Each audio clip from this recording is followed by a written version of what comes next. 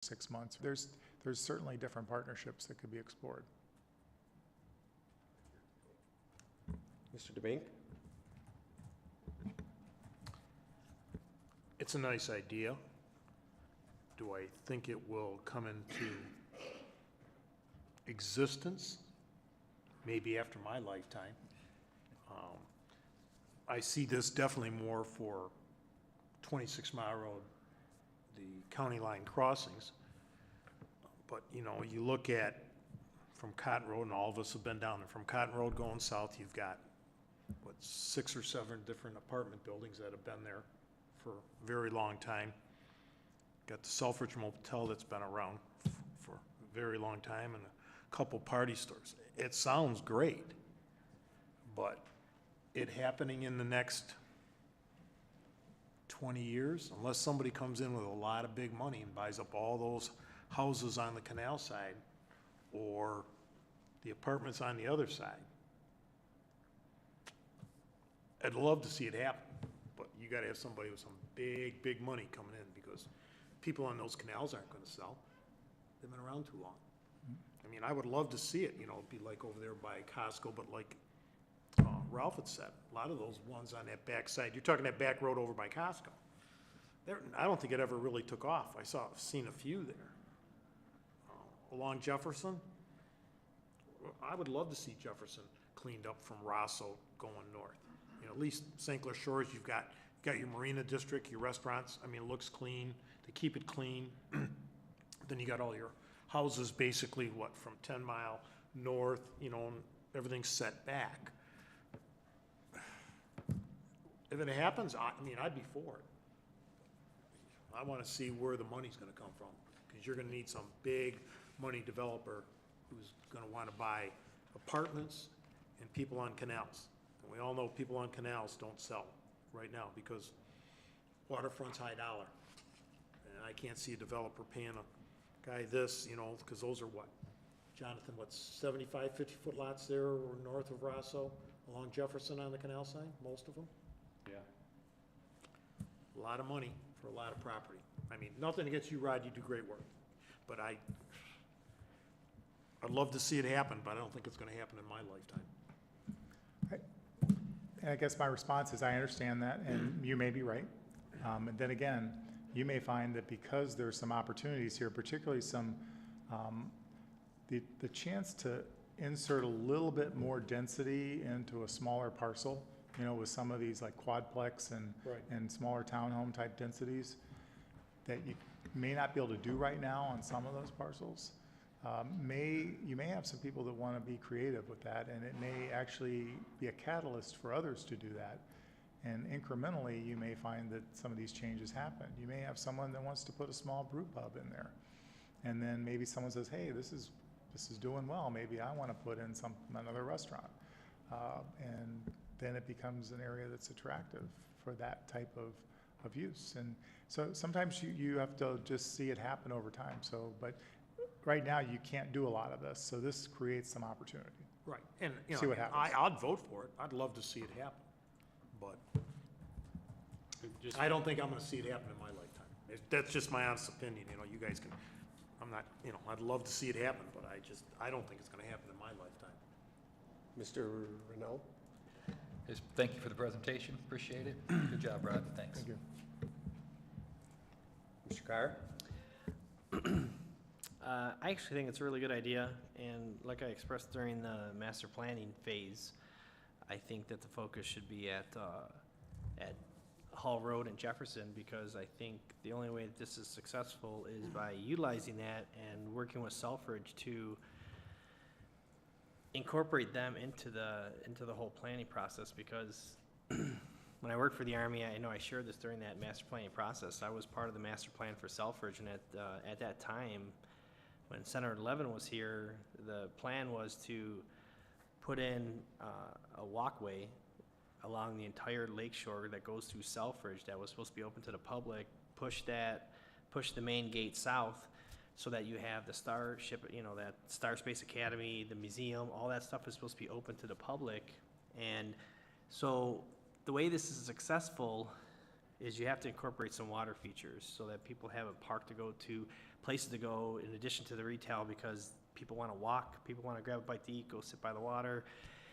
So I think this is a great idea, and I think that's where it should start, is in that area, because you can incorporate the water, you can incorporate the assets that Selfridge has.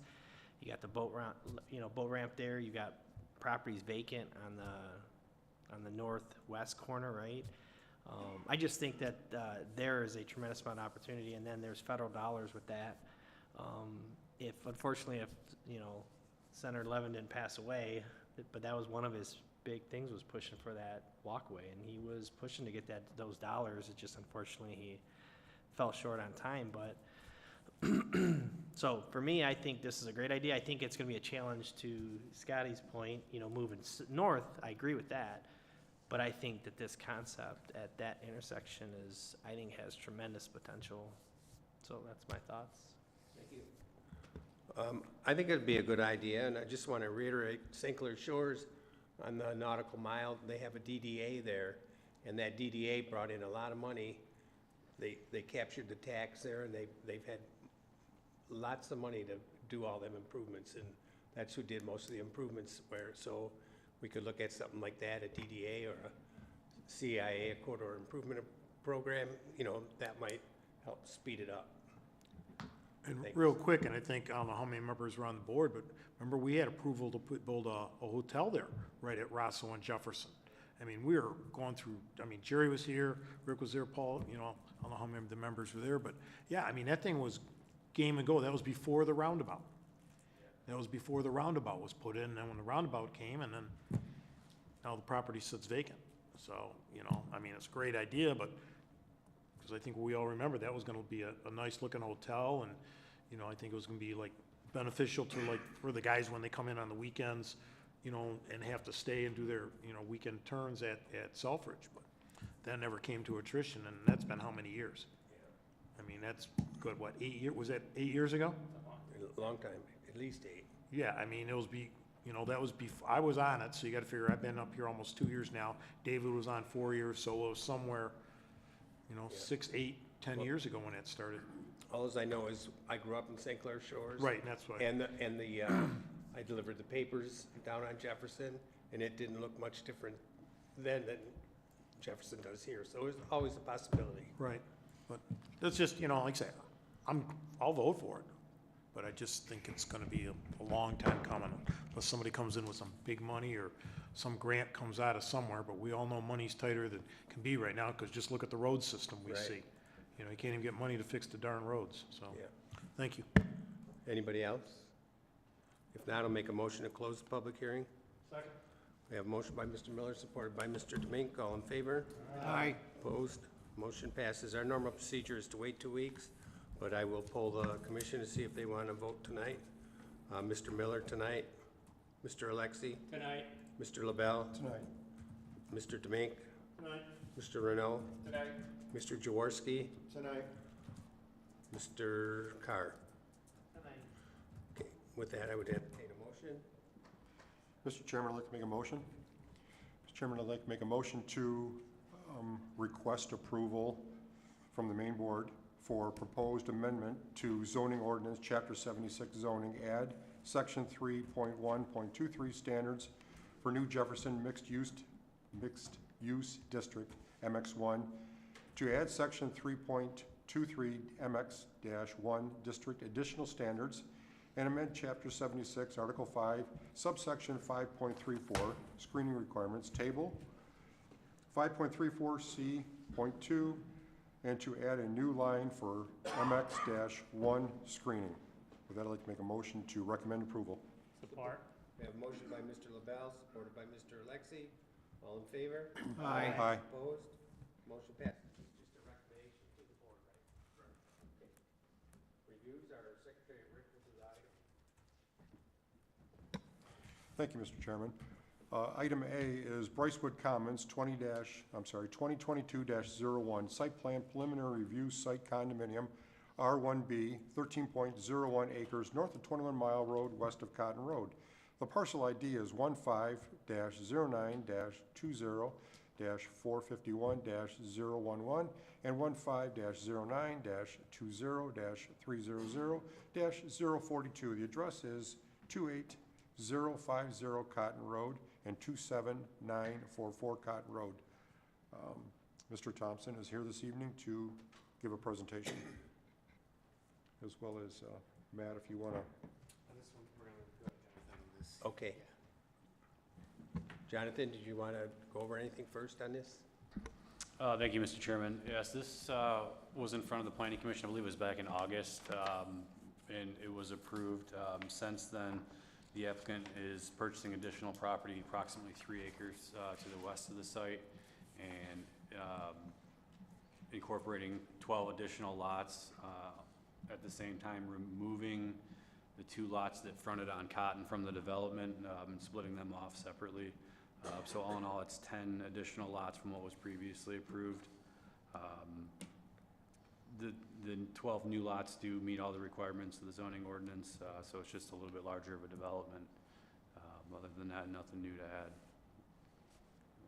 Turn it over to Bill. Thank you. Mr. Thompson? Okay, thank you. I think Jonathan covered it. We found ourselves in a position where we had to get an easement from the property next door, the church property, for a stormwater outfall.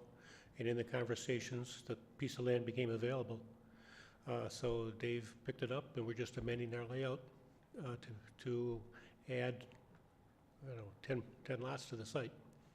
We end up with 30 lots in the subdivision, and it was suggested at some point in time that the 2 lots in front on Cotton Road be separated off. That way they wouldn't be burdened by condominium fees because they had no benefit from the condo. So that's why these 2 parcels are split. Okay. Any questions by the board, Mr. Jaworski? So you still own those 2 lots on Cotton? Yes, And the plan is that you're still going to utilize that entrance for construction traffic? yes, All construction traffic? all construction traffic. Thank you.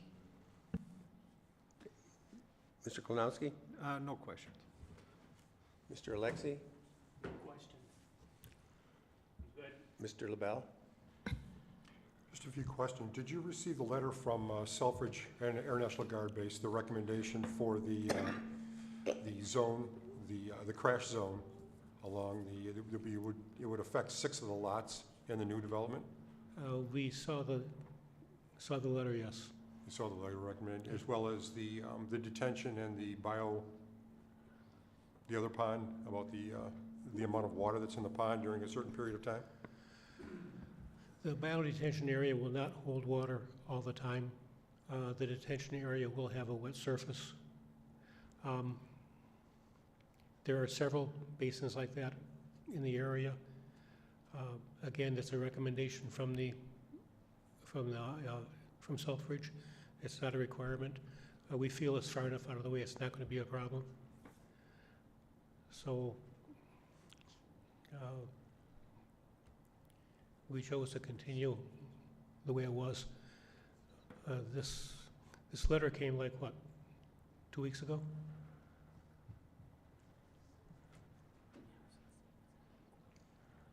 It was kind of late in the game to change the whole layout.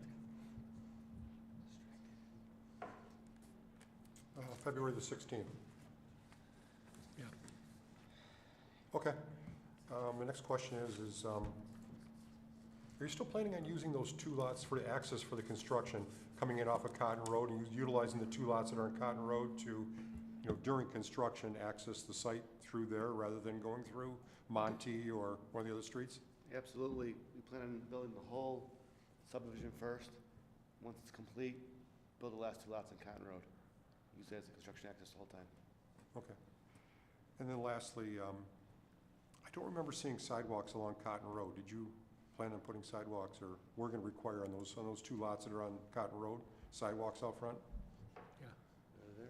Yes. Okay. That's my questions. Thank you, Mr. Chairman. Mr. Demink?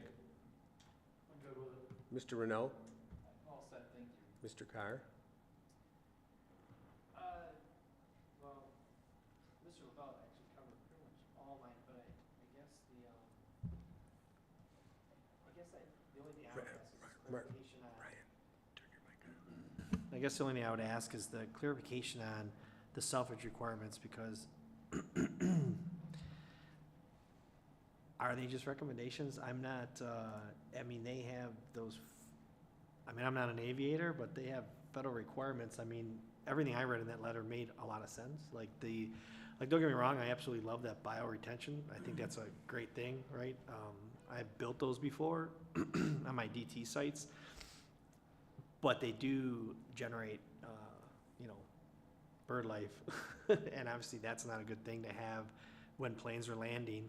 And so I was wondering, like, just from an educational standpoint, I mean, when Selfridge says something's within their zones, is that just a recommendation and everyone can just ignore it? Because if that's the case, then why do we send anything to Selfridge? I guess that was kind of my question with the Selfridge stuff, because I read everything really thoroughly, and it seems like that's not optional stuff. That's something that is a federal aviation type thing.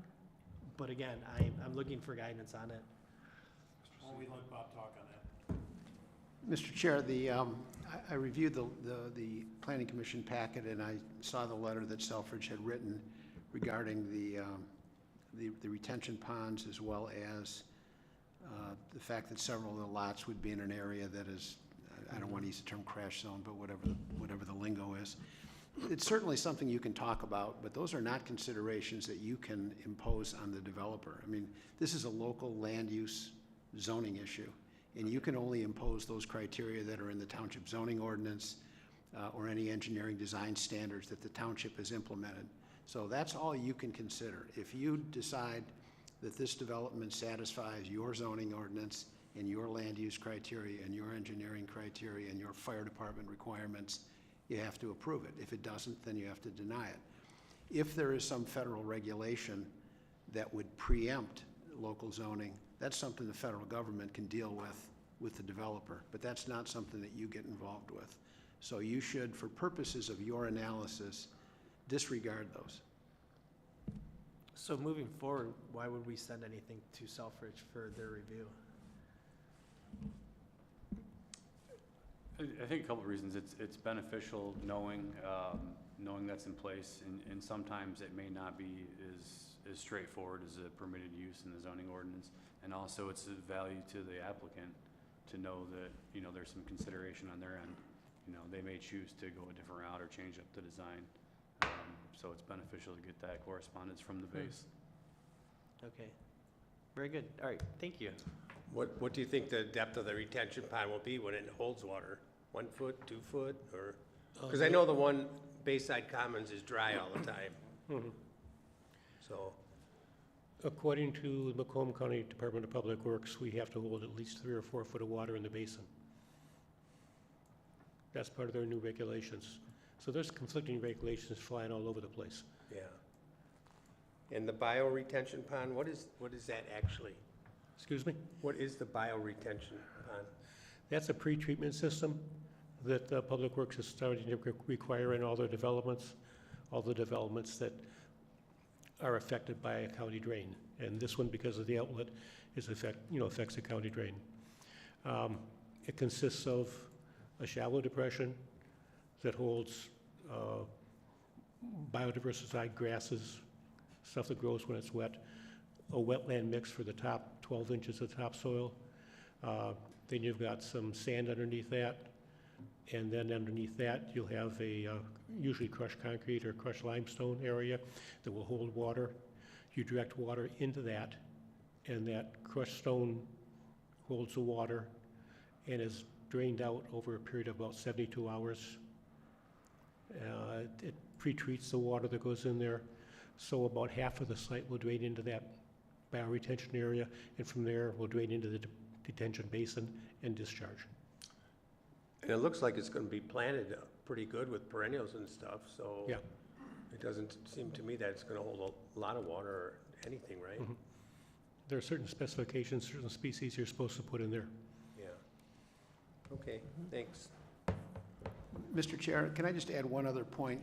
In Mr. Palin's letter, he indicated that approximately 3.3 acres of this development are part of an existing consent judgment. I know the developer knows this because I spoke with his attorney yesterday and today.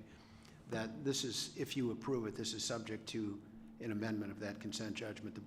Township Board's gonna look at that issue at their meeting on the 8th, and I suspect it'll be approved. It's not, the amendment is minor, but obviously, if you approve this, the board's got to approve that amendment of the consent, so. We're still planning to build a church there, if they didn't want to sell you all the property? No, they still plan to build a church in a soccer or baseball field there. Thanks. That's all I have. So we entertain a motion? Mr. Chairman, I'd like to make a Hold on a motion. second. I know the gentleman here is from Selfridge. Is there anything you want to address? Well, I mean, I can answer some of the questions that Mr. Carr had, if you don't mind. So, first off, I don't know. Why don't you go, yeah, why don't you go on up there? Thank you. I knew he was sitting out there, so I figured we should give him his opportunity. My name's Ken Baker. I'm the letter.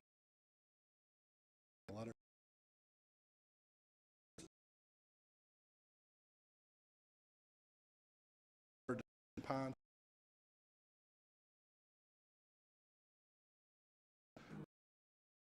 They recommend 5.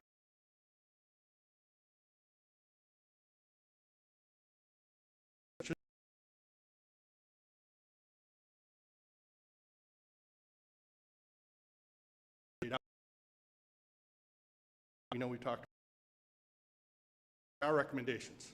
That's Okay. all it is a recommendation. But it's a planning thing. If it can be done, we were talking about that earlier. If it can be done, it's something we'd recommend that be done. Cool, thanks. And now with respect to the accident potential zones, that's recommendations too as well.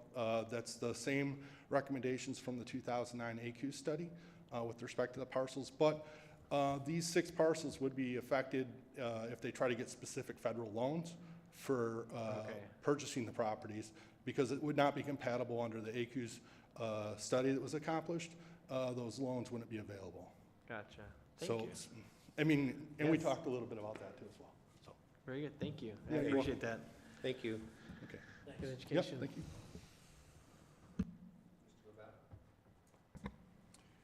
Mr. Chairman, I'd like to make a motion to approve Brycewood Commons 20-2022-01. It's a site plan, preliminary review of the site condominium, R1B.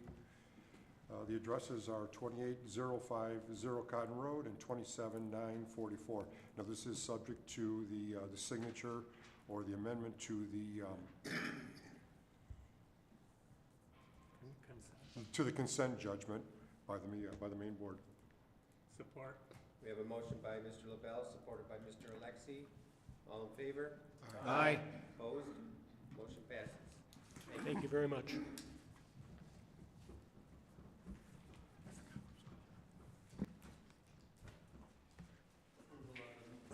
Approval of the minutes of prior meetings. I will make a motion to approve the minutes of January 18th, 2022. We have a motion by Mr. Miller, supported by Mr. Renault. All in favor? I would like to see it, and I would not going to be completed when I end my term, so, but thanks. I'm all set, thank Mr. you. Carr? Okay. Mr. Renault, he's all set. No, it was a good meeting. Yeah, I don't have anything extra, thanks. Okay, good. Mr. Jaworski? I too hope I didn't come across wrong about the mixed-use development either, but I agree with Mr. Demink. I just would hope that we would look at ways to attract business to build in that area versus just changing zoning. But thanks. Mr. Klinowski? Nothing from me. Mr. Alexi? Nothing new. Mr. LaBelle?